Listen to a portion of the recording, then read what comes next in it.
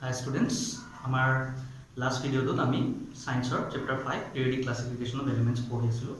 তাতে আমি তিনিজন সায়েন্টিষ্টৰ কন্ট্ৰিবিউশন কৰিছিলো। ফাৰ্ষ্টত পঢ়িলো ডবেইনাৰ ষ্ট্ৰাইকস, তাৰ পিছত নিউল্যান্ড নামৰ সায়েন্টিষ্টজনৰ ল অফ অপটিক্স পঢ়িলো, আৰু লাষ্টত আমি সবতকৈ ইম্পৰ্টেন্ট কন্ট্ৰিবিউটৰ সেইটো হৈছে মেন্ডেলিভ। তো লাষ্ট বাট সবৰে কন্ট্ৰিবিউশন পঢ়াৰ পিছত মই সবৰে লিমিটেশনস কৈছিলো। কিছুমান লিমিটেশনসৰ কাৰণে আমি তেওঁলোকৰ ক্লাসিফিকেশনবোৰ ফলো নকৰো। তো এট প্ৰেজেন্ট আমি মডাৰ্ণ পিৰিয়ডিক টেবুল ফলো কৰো, যোনটো ক্ৰিয়েটৰ কোন হৈছে হেনৰি মোজলি। হেনৰি মোজলি নামৰ সায়েন্টিষ্টজনে মডাৰ্ণ পিৰিয়ডিক টেবুলটো বনাই গৈছে। তেওঁ কেনেকৈ ক্লাসিফাই কৰিছে আৰু তেওঁৰ ক্লাসিফিকেশনটো কিয় আমি ফলো কৰোঁ। লাষ্ট যদি তোমালোকৰ মনত আছে, মেন্ডেলিভ বা নিউল্যান্ডে এলিমেন্টছবোৰ কেনেকৈ এৰেঞ্জ কৰিছিলে ইনক্ৰিজিং এটমিক মাছ, মানে হাইড্ৰজেনৰ পিছত লিথিয়াম বহাইছিলে, তাৰপিছত বেৰিলিয়াম, কাৰণ হাইড্ৰজেনতকৈ লিথিয়ামৰ মাছ বেছি, লিথিয়ামতকৈ বেৰিলিয়ামৰ মাছ বেছি। বাট এতিয়া আমি জানিম যে হেনৰি মোজলিয়ে এই যে এলিমেন্টবোৰ যে এৰেঞ্জ কৰিছিলে, সি এটমিক মাছ চোৱা নাছিলে, সি সিহঁতৰ এটমিক নাম্বাৰ চাইছিলে। যাৰ এটমিক নাম্বাৰ সবতকৈ কম সি তাক ফাৰ্ষ্টত বহায়, তাৰপিছত যাৰ এটমিক নাম্বাৰ আহে তেনেকৈ সি প্ৰচিড কৰি গৈছিলে। এইখিনি ফলো কৰিছে এটমিক নাম্বাৰ।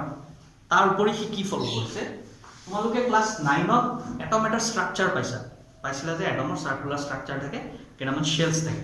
যেনেকৈ হাইড্ৰজেনৰ কি থাকে, চেণ্টাৰত নিউক্লিয়াছ থাকে এনেকুৱা, আৰু তাৰ এটা শেল আছে, ঠিক আছে।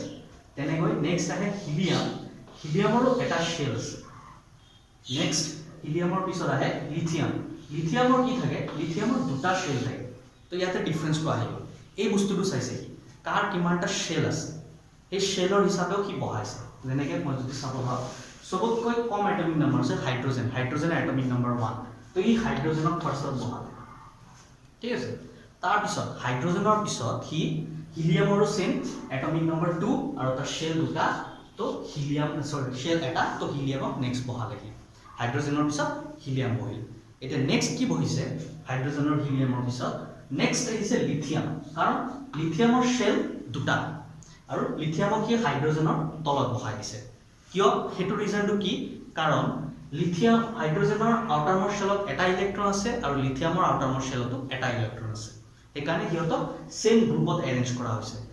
নেক্সট লিথিয়ামৰ পিছত এটমিক নাম্বাৰ হয় বেৰিলিয়াম। এতিয়া বেৰিলিয়ামৰো দুটা শেল, বাট বেৰিলিয়ামৰ আউটাৰমোষ্ট শেলত দুটা ইলেক্ট্ৰন থাকে। সেই দুটা ইলেক্ট্ৰন থকাৰ কাৰণে সি বেৰিলিয়াম লিথিয়ামৰ তলত বহিব নোৱাৰে। তো তাক কি কৰিলে, ছেপাৰেটলি আৰু এটা গ্ৰুপ বনাই দিলে, তেনেকৈ বেৰিলিয়াম বহালে। বেৰিলিয়ামৰ পিছত আহে বৰণৰ আউটাৰমোষ্ট শেলত 3টা ইলেক্ট্ৰনছ আছে, সেইকাৰণে বৰণকো এটা ছেপাৰেট গ্ৰুপত বহাই দিছে। তো এনেকৈ কণ্টিনিউ কৰি গৈ হিলিয়ামৰ তলত পালে নিয়নৰ পিছত নেক্সট এলিমেণ্ট আহে সোডিয়ামৰ আকৌ কি হৈ যায়, শেল হৈ যায় 3টা হৈ যায়, বাট তাৰ আউটাৰমোষ্ট ইলেক্ট্ৰন এটা। যেহেতু হাইড্ৰজেন আৰু লিথিয়ামৰ আউটাৰমোষ্ট ইলেক্ট্ৰন এটা আছে আৰু সোডিয়ামৰ আউটাৰমোষ্ট ইলেক্ট্ৰন এটা, তো হাইড্ৰজেন আৰু লিথিয়ামৰ তলত সোডিয়াম বহাই দিছে। নেক্সট তেনেকৈ মেগনেছিয়াম আহে সোডিয়ামৰ পিছত এটমিক নাম্বাৰ হিচাপে, আৰু মেগনেছিয়ামৰ আউটাৰমোষ্ট শেলত দুটা ইলেক্ট্ৰন আছে, সেইকাৰণে মেগনেছিয়ামক বেৰিলিয়ামৰ তলত বহাই দিছে। তেনেকৈ বৰণৰ তলত বহাইছে এলুমিনিয়াম, কাৰণ যিহেতু আউটাৰমোষ্ট শেলত ইলেক্ট্ৰন মেচ হয়। তো এই ৰুলটো ফলো কৰি, নাম্বাৰ অফ শেলছ আৰু নাম্বাৰ অফ আউটাৰমোষ্ট ইলেক্ট্ৰন ফলো কৰি হেনৰি মোজলিয়ে তাৰ পিৰিয়ডিক টেবুলটো বনাই থৈ গৈছে। তো সেই টেবুলটো বনোৱাৰ পিছত সি দেখিছে যে টোটেল এই যে হৰাইজণ্টেল ৰ'বিলাক যে আছে, যেনেকুৱা এইটো এটা হৰাইজণ্টেল ৰ', এইটো এটা হৰাইজণ্টেল ৰ', এইটো এটা হৰাইজণ্টেল ৰ', এনেকৈ টোটেল ৰ' 7টা আছে। তো এইকাৰণে কোৱা হয় টোটেল 7টা পিৰিয়ড আছে, 5, 6, 7। আৰু এই যে এলিমেণ্টবিলাক hydrogen, lithium, sodium, beryllium, magnesium বা ইয়াৰ তলত যি আছে, ইহঁতক যে এটা গ্ৰুপ বুলি যে কৈ আছোঁ, ইহঁতক গ্ৰুপ বুলি কয়। আৰু টোটেল এনেকুৱা কেইটা গ্ৰুপ আছে, টোটেল 18টা গ্ৰুপ আছে। হিলিয়ামৰ গ্ৰুপটো 18 নম্বৰ গ্ৰুপ, আৰু হাইড্ৰজেনৰ গ্ৰুপটো গ্ৰুপ নম্বৰ 1। তো আমাৰ মডাৰ্ণ পিৰিয়ডিক টেবুলত 7টা পিৰিয়ড আছে আৰু 18টা গ্ৰুপ আছে। তো আমি গম পালোঁ যে কেনেকৈ হেনৰি মোজলিয়ে তাৰ টেবুলটো বনাইছিলে। বেলেগ একো কৰা নাই, জাষ্ট ইনক্ৰিজিং এটমিক নাম্বাৰ ফলো কৰিছে। তাৰ ওপৰত দেখিছে যে কাৰ কিমানটা শেল, যিহেতু হাইড্ৰজেন আৰু হিলিয়ামৰ এটাই শেল, সিহঁতক পিৰিয়ড 1ত দিছে। লিথিয়াম, বেৰিলিয়াম, বৰন, নিয়ন চবৰে দুটা শেল, সিহঁতক পিৰিয়ড 2ত দিছে। আৰু কেনেকৈ বহাইছে, যিহেতু লিথিয়াম আৰু হাইড্ৰজেনৰ আউটাৰমোষ্ট ইলেক্ট্ৰন এটাই, তো হাইড্ৰজেনৰ তলত লিথিয়াম, তেনেকৈ লিথিয়ামৰ তলত সোডিয়াম। সেম সেইটো ৰুল, বেৰিলিয়ামৰ আউটাৰমোষ্ট ইলেক্ট্ৰন দুটা আৰু মেগনেছিয়ামৰ দুটা, সেইকাৰণে বেৰিলিয়ামৰ তলত magnesium.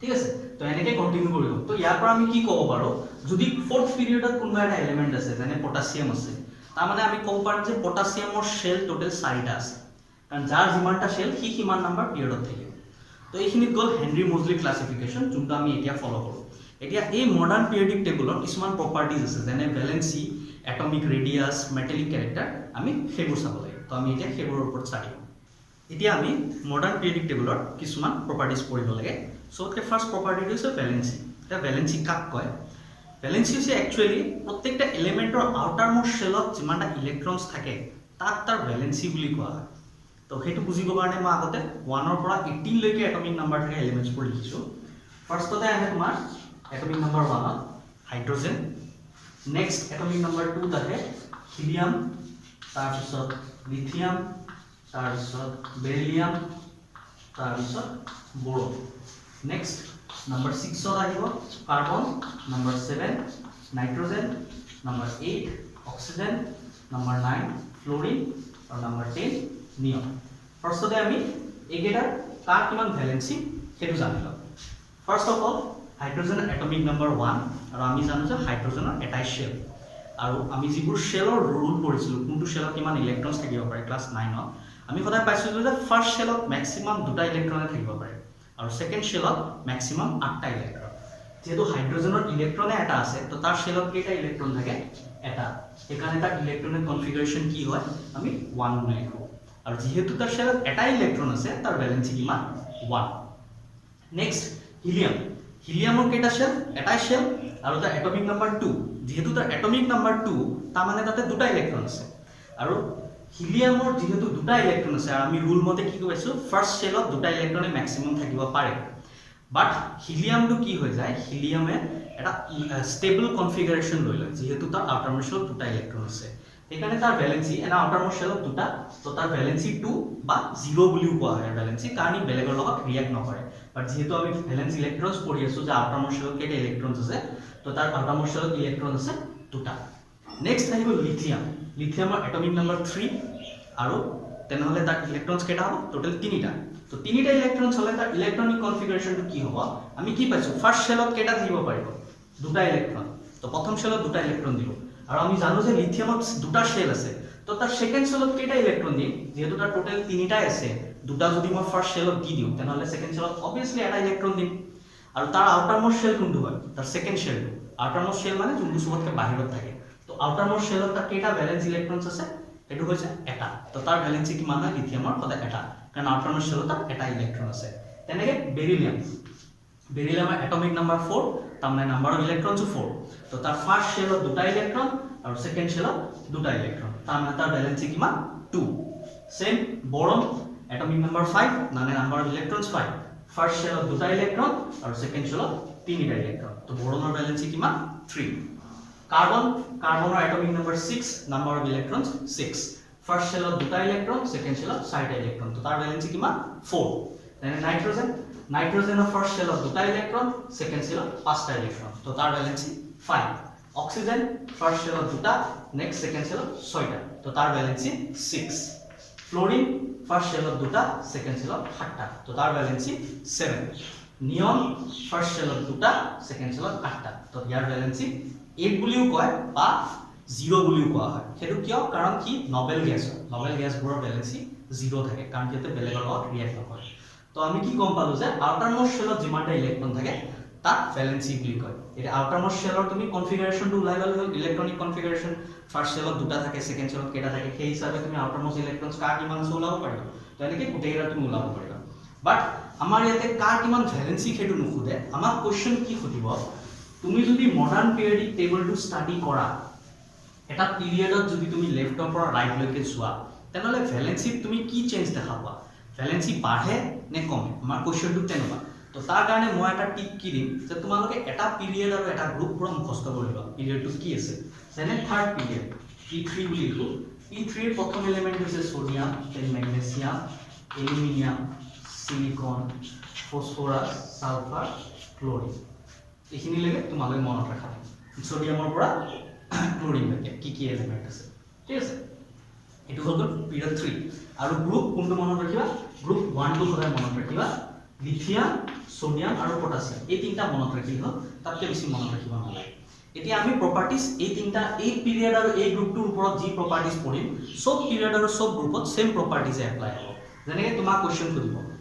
if we move from left to right in a period what happens to the valency of the elements valency to কমে নে বাঢ়ে এটা তোমালোকে চাব পাৰা সোডিয়ামৰ এটমিক নাম্বাৰ হৈছে 11 তাৰ মানে তাৰ টোটাল ইলেক্ট্ৰনছ আছে 11টা তাৰ তিনটা শেল আছে কাৰণ কি পিৰিয়ড 3 ত আছে তো তাৰ তিনটা শেল ফাৰ্স্ট শেলত ম্যাক্সিমাম দুটা সেকেন্ড শেলত ম্যাক্সিমাম 8টা তো টোটাল কেটা হল 10টা বাট তাৰ ইলেক্ট্ৰন আছে এটা তাৰ মানে থাৰ্ড শেলত কেটা থাকিব ইলেক্ট্ৰন থাৰ্ড শেলত থাকিব এটা ইলেক্ট্ৰন ঠিক আছে আমি খিনি গম পাই গলো তাৰ মানে সোডিয়ামৰ ভ্যালেন্সি কিমান 1 নেক্সট কোন আহে নেক্সট আহে ম্যাগনেসিয়াম এটা ম্যাগনেসিয়ামৰ এটমিক নাম্বাৰ হৈছে 12 ফাৰ্স্ট শেলত দুটা সেকেন্ড শেলত 8টা টোটাল হ'ল 10 কিমান বাকি থাকিল দুটা তাৰ মানে আউটাৰমোস্ট শেলত কেটা ইলেক্ট্ৰনছ আছে দুটা তো ম্যাগনেসিয়ামৰ ভ্যালেন্সি কিমান 2 নেক্সট যদি তুমি এলুমিনিয়াম স্টাডি কৰা এলুমিনিয়ামৰ এটমিক নাম্বাৰ 13 ফাৰ্স্ট শেলত দুটা সেকেন্ড শেলত 8টা থাৰ্ড শেলত 3টা টোটাল হৈছে 30 তো মই কি দেখা পালো যেতিয়া মই সোডিয়ামৰ পৰা ৰাইটত গৈ আছো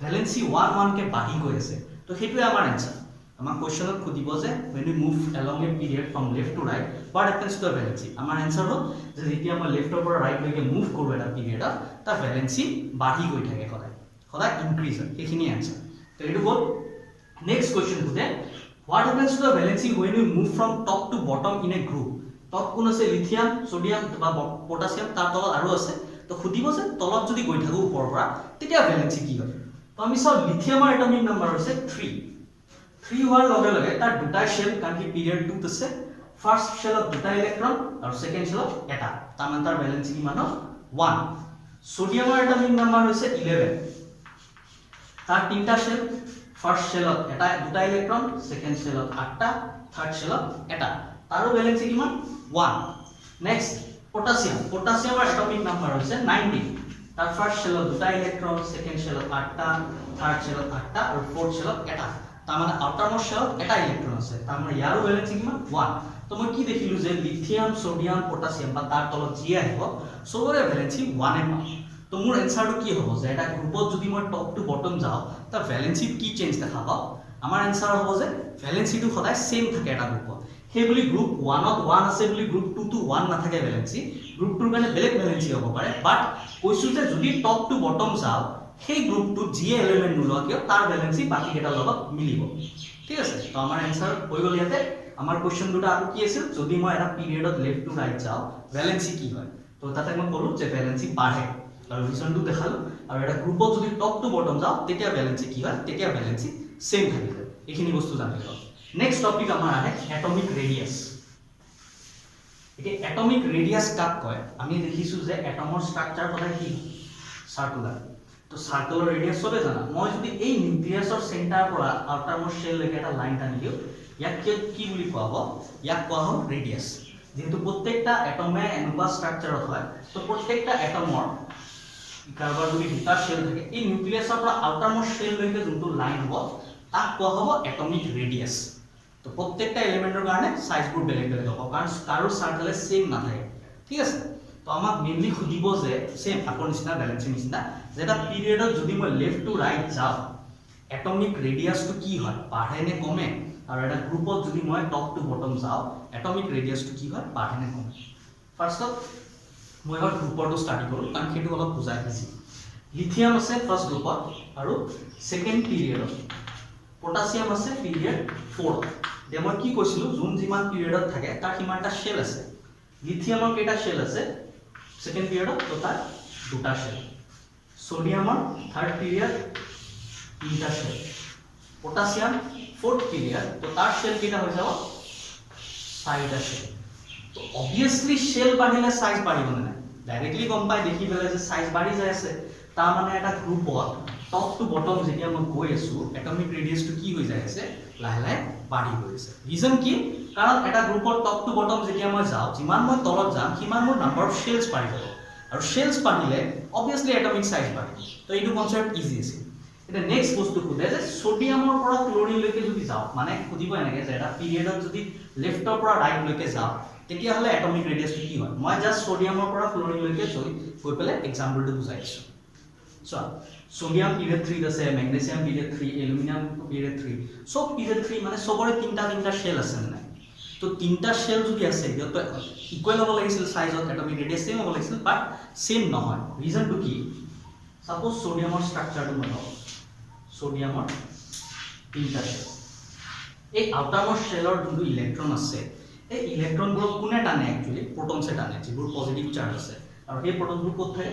নিউক্লিয়াছত থাকে। আৰু এইটো আমি পাইছোঁ যে এটমিক নাম্বাৰ যিমান সিমানটা প্ৰটন থাকে। তো ইয়াৰ এটমিক নাম্বাৰ 11, তাৰমানে ইয়াতে 11টা প্ৰটনছ আছে। এই 11টা প্ৰটনছে আউটাৰমোষ্ট শেলৰ ইলেক্ট্ৰনটো টানি আছে। মেগনেছিয়ামৰ এটমিক নাম্বাৰ কিমান? 12, তাৰমানে তাতে 12টা প্ৰটন আছে, আৰু সেই 12টা প্ৰটনে আউটাৰমোষ্ট শেলৰ ইলেক্ট্ৰনবোৰ টানি আছে। এতিয়া তোমালোকে মোক এটা কথা কোৱা, 11টা প্ৰটনে এটা ইলেক্ট্ৰন বেছিকৈ টানিব নে? তোমালোকে নিজে ভাবা, এইটো 11টা প্ৰটনে ইলেক্ট্ৰন বেছিকৈ টানিব নে 12টা প্ৰটনে ইলেক্ট্ৰন বেছিকৈ টানিব?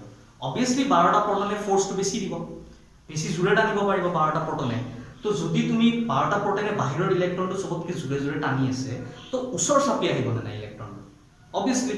তো মেগনেছিয়ামৰ 12টা, আকৌ এলুমিনিয়ামৰ 13টা প্ৰটন, তো এলুমিনিয়ামে আৰু অলপ জোৰে টানিব, তেনেকৈ সিলিকনে আৰু অলপ জোৰে টানিব, ফছফৰাছে আৰু অলপ জোৰে টানিব। তো জোৰে টানাৰ লগে লগে কি হৈ আছে? বাহিৰৰ ইলেক্ট্ৰনটো ওচৰ চাপি আহি আছে। আৰু ওচৰ চাপি অহা মানে কি? সাইজ সৰু হৈ যোৱা নে ডাঙৰ হৈ যোৱা? অবভিয়াছলি সৰু হৈ যোৱা। তাৰ মানে মই কি পালো? যেতিয়া মই সোডিয়ামৰ পৰা ক্লোৰিনলৈকে যাম, লেফ্ট টু ৰাইট এটা পিৰিয়ডত যাম, তেতিয়া তাৰ এটমিক ৰেডিয়াছ সদায় কমে। ৰিজনটো কি? কাৰণ এটমিক নাম্বাৰ বাঢ়ি যায়, আৰু এটমিক নাম্বাৰ বাঢ়ি যোৱা মানে তাৰ নাম্বাৰ অফ প্ৰটনছ বাঢ়ি যোৱা, আৰু প্ৰটনছে ইলেক্ট্ৰন টানে। যেহেতু প্ৰটনছ বাঢ়ে, যিমান বেছি প্ৰটন হ'ব সিমান বেছি এট্ৰেকশ্যন হ'ব, আৰু এট্ৰেকশ্যন হোৱাৰ লগে লগে সাইজ সৰু হৈ যাব। ঠিক আছে?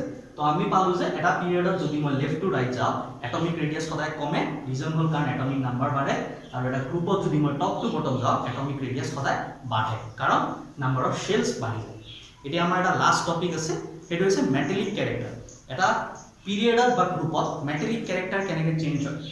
তো একচুৱেলি মেটেলিক কেৰেক্টাৰটো হয় কি? মেটেলিক কেৰেক্টাৰ হৈছে কোনবোৰ মেটেল, যাৰ যোন মেটেল হয় সিমানে মেটেলিক কিছুমান কেৰেক্টাৰ্ছ থাকে, যেনেকুৱা মেটেলবোৰে সদায় ইলেক্ট্ৰন ৰিলিজ কৰে, আৰু নন মেটেলবোৰে ইলেক্ট্ৰন গেইন কৰে।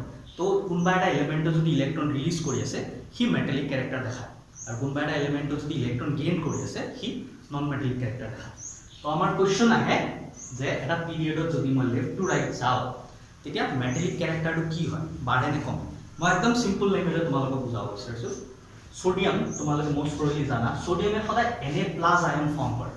এই যে Na+ আয়ন ফৰ্ম কৰে, ৰিজনটো কি? প্লাছটো কিয় ফৰ্ম কৰে? সোডিয়ামৰ আউটাৰমোষ্ট শেলত কেইটা ইলেক্ট্ৰন আছিলে? এটা।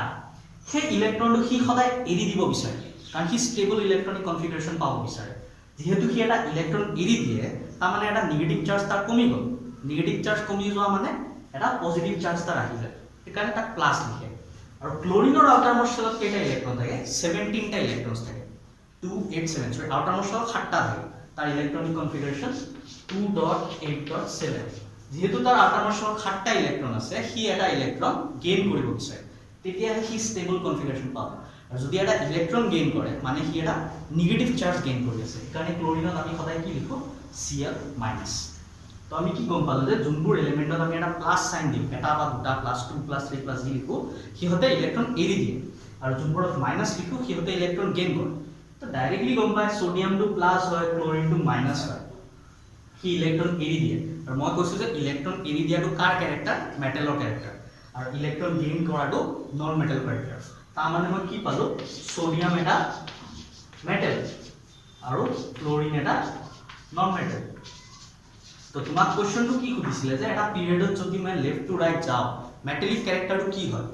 তো যদি লেফ্টত মেটেল আছে, ৰাইটত নন মেটেল আছে, তেনেহ'লে মেটেলিক কেৰেক্টাৰটো কি হৈছে? অবভিয়াছলি কমি গৈছে। ঠিক আছে? নেক্সট, এতিয়া গ্ৰুপত কি হয় মেটেলিক কেৰেক্টাৰটো? তোমালোকে গ্ৰুপত কি হ'ব? সোডিয়ামে যিহেতু প্লাছ আয়ন ফৰ্ম কৰে, লিথিয়ামেও প্লাছ আয়ন ফৰ্ম কৰে। কিয়? কাৰণ লিথিয়ামৰ আউটাৰমোষ্ট শেলত এটা ইলেক্ট্ৰন আছে, সি সেইটো এৰি দিয়ে। পটাছিয়ামৰ আউটাৰমোষ্ট শেলত এটা ইলেক্ট্ৰন আছে, সি সেইটো এৰি দিয়ে। চবেইটো ইলেক্ট্ৰন এৰি দিয়ে, আৰু ইলেক্ট্ৰন এৰি দিয়াটো মেটেলিক কেৰেক্টাৰ। তো মেটেলিক কেৰেক্টাৰটো চবে দেখাই আছে, বাট মেটেলিক কেৰেক্টাৰটো কি হৈছে? ইনক্ৰিজ হৈছে নে ডিক্ৰিজ হৈছে? সেইটো কেনেকৈ কওঁ? এতিয়া তোমালোকে এইটো জানা, লিথিয়ামৰ শেল কেইটা? 2টা, সোডিয়ামৰ শেল 3টা, পটাছিয়ামৰ শেল 4টা। যিমান শেল বেছি হয় সিমান সাইজ ডাঙৰ হয়। এতিয়া চোৱা, আউটাৰমোস্ট শেল যদি দুটা আছে বা আউটাৰমোস্ট শেলৰ ইলেক্ট্ৰনটো কোনে টানে প্ৰটনে টানে যদি প্ৰটনে ইলেক্ট্ৰন যোনটো টানি আছে তাৰ ডিসটেন্সটো যদি বাঢ়ি যায় তো প্ৰটনৰ এট্ৰেকশনটো কমি যাব নে অবভিয়াসলি কমি যাব যিমান ইলেক্ট্ৰনটো ওচৰত থাকিব কি বেছি জোৰে টানিব তুমি যিমান ইলেক্ট্ৰনটো দূৰ কৰি দিবা কি কমকে টানিব তেনেহলে সবতকৈ দূৰত ক'ত আছে ইলেক্ট্ৰনটো লিথিয়াম সোডিয়াম নে পটাছিয়াম পটাছিয়ামত সবতকৈ দূৰত আছে ইলেক্ট্ৰনটো কাৰণ তাৰ শেল চাৰিটা তো সবতকৈ কোনে লাহেকে টানিব কোনৰ কাৰ প্ৰটনে ইলেক্ট্ৰনবোৰ লাহেকে টানিব পটাছিয়ামৰ প্ৰটনে ইলেক্ট্ৰনবোৰ লাহেকে টানিব তো কোনটো ইজিলি এৰি যাব ইলেক্ট্ৰনটো পটাছিয়াম কাৰণ ইয়াতে ডিসটেন্সটো বহুত বেছি নিজে ম্যাগনেটৰ এক্সাম্পল লব পাৰা তুমি দুটা ম্যাগনেট যদি দূৰত কৰি থাকা অবভিয়াসলি অ্যাট্ৰাকশন কমি যায় যেহেতু পটাছিয়ামৰ আউটাৰমোস্ট শেলটো বহুত দূৰত চাৰিটা শেল আউটাৰমোস্ট ইলেক্ট্ৰনটো বহুত দূৰত তাৰ অ্যাট্ৰাকশনটো কমি যাব প্ৰটনে তাক কমকে টানিব সেইকাৰণে কি সোনকালে এৰিব সবে লিথিয়াম সোডিয়াম পটাছিয়াম সবে এৰিব বাট সোনকালে কোনে এৰিব পটাছিয়াম তো সেইকাৰণে কি বেছি মেটেল ঠিক আছে যোনে যিমান সোনকালে এৰে কি সিমান মেটেল তো আমি কি পালো যে এটা গ্ৰুপত যদি মই টপ টু বটম যাও সবে ইলেক্ট্ৰন এৰিব বাট সোনকালে কোনে এৰিব যাৰ সাইজ ডাঙৰ ইয়াতে সবতকৈ আগত এৰিব পটাছিয়ামে নেক্সট সোডিয়াম তাৰ পিছত লিথিয়াম তো আমাৰ মেটালিক ক্যাৰেক্টাৰটো কি হ'ল মেটালিক ক্যাৰেক্টাৰ বাঢ়ি গৈছে কাৰণ পটাছিয়াম সবতকৈ সোনকালে এৰে তো এটা গ্ৰুপত টপ টু বটম মেটালিক ক্যাৰেক্টাৰটো বাঢ়ি যায় আৰু এটা পিৰিয়ডত মেটালিক ক্যাৰেক্টাৰটো কি হয় কমি যায় কাৰণ লেফটৰ ফালে সব মেটেলস থাকে আৰু ৰাইটৰ ফালে সব নন মেটেলস থাকে তো নন মেটালিক ক্যাৰেক্টাৰটো বাঢ়ে মেটালিকটো কমে এটা মেটালিকটো পঢ়িলো মেটালিকটো জানিলো যদি এতিয়া আমি নন মেটালিকটো এনসাৰ দিব পাৰিম মেটালিকটো উল্টা হ'ব যেহেতু এটা পিৰিয়ডত left to right metallic character বাঢ়িছে কমিছে তেনেহলে নন মেটালিক ক্যাৰেক্টাৰ কি হ'ব বাঢ়িব কাৰণ ই মেটেল ই নন মেটেল তো নন মেটালিক ক্যাৰেক্টাৰটো বাঢ়ি গৈছে আৰু সেম এটা গ্ৰুপত টপ টু বটম যদি মেটালিক ক্যাৰেক্টাৰটো বাঢ়ে নন মেটালিক ক্যাৰেক্টাৰটো কি হ'ব নন মেটালিক ক্যাৰেক্টাৰটো কমি যায় তো এইখিনি এই চ্যাপ্টাৰটোৰ কনসেপ্ট আছিল য'ত আমি ভ্যালেন্সি এটমিক ৰেডিয়াস আৰু মেটালিক ক্যাৰেক্টাৰ নন মেটালিক ক্যাৰেক্টাৰৰ বিষয়ে শিকিলো সবতকৈ ইম্পৰ্টেন্ট টপিক হৈছে এইখিনি তোমাক বেছিভাগ এইবোৰৰ ওপৰত কোৱেশ্চন আহে যে এটা পিৰিয়ডত লেফট টু ৰাইট গ'লে মেটালিক ক্যাৰেক্টাৰ কি হয় বা ভ্যালেন্সি কি হয় বা এটমিক ৰেডিয়াসটো কি চেঞ্জ হয় তো আজিৰ ভিডিঅ'টো এইখিনিয়ে থাকক চ্যাপ্টাৰটো এইখিনিতে শেষ থেংক ইউ